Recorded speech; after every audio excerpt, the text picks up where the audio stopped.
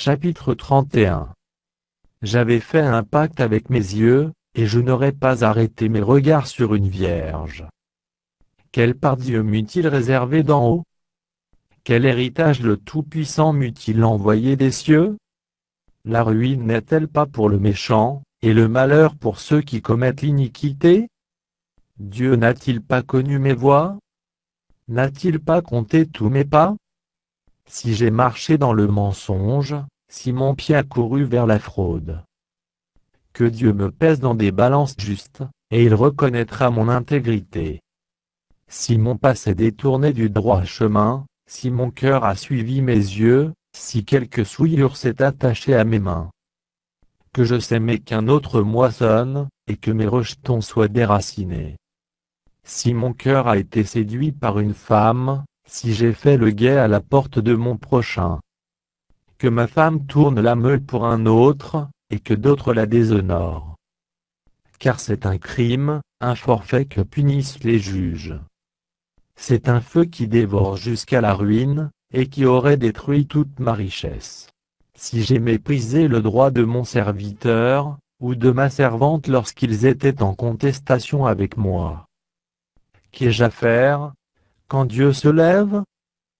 Qu'ai-je à répondre, quand il châtie? Celui qui m'a créé dans le ventre de ma mère ne l'a-t-il pas créé? Le même Dieu ne nous a-t-il pas formés dans le sein maternel? Si j'ai refusé aux pauvres ce qu'ils demandaient, si j'ai fait languir les yeux de la veuve, si j'ai mangé seul mon pain, sans que l'orphelin en ait eu sa part, moi qui l'ai dès ma jeunesse élevé comme un père, moi qui dès ma naissance ai soutenu la veuve.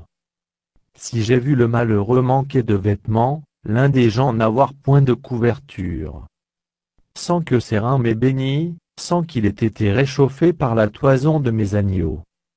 Si j'ai levé la main contre l'orphelin, parce que je me sentais un appui dans les juges, que mon épaule se détache de sa jointure, que mon bras tombé qu'il se brise.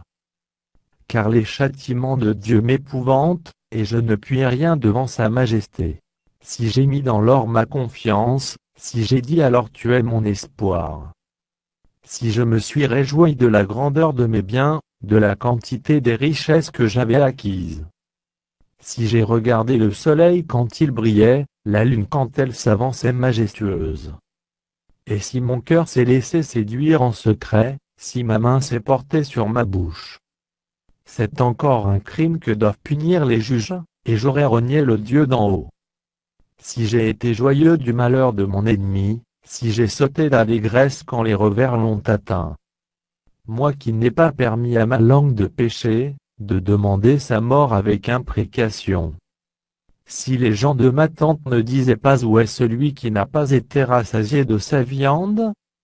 Si l'étranger passait la nuit dehors, si je n'ouvrais pas ma porte aux voyageurs. Si, comme les hommes, j'ai caché mes transgressions, et renfermé mes iniquités dans mon sein. Parce que j'avais peur de la multitude, parce que je craignais le mépris des familles, me tenant à l'écart et n'osant franchir ma porte. Oh, qui me fera trouver quelqu'un qui m'écoute? Voilà ma défense toute signée, que le Tout-Puissant me réponde.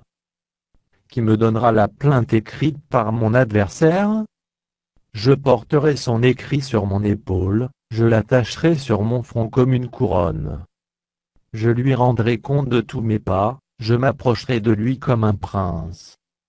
Si ma terre crie contre moi, et que ses sillons versent des larmes, si j'en ai mangé le produit sans l'avoir payé, et que j'ai attristé l'âme de ses anciens maîtres, qu'il y croise des épines au lieu de froment, et de l'ivraie au lieu d'orge. Fin des paroles de Job.